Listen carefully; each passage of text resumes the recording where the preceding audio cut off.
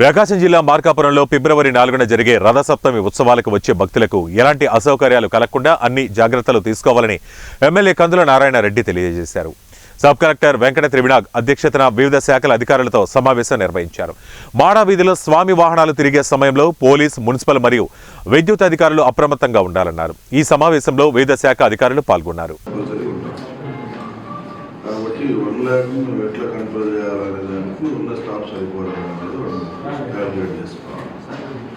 అవసరమైతే నువ్వు 20-30 మందిని పెంచుకునేదాన్ని ప్లాన్ చేసుకోవాలి.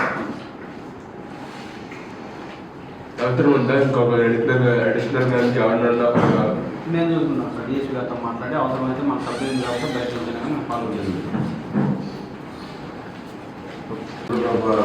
పూర్తి అయ్యేసరికి మినిమం 11-12 మీరు అంతవరకు ఉండాల్సిందే. మళ్ళా మీరు అంతవరకు ఉండకుండా ఏదో దానికి అయిపోయింది, మా టైం అయిపోయింది అని చెప్పి మీరు టైం తీసుకుని వెళ్ళిపోతే అలా ప్రాబ్లం వస్తుంది.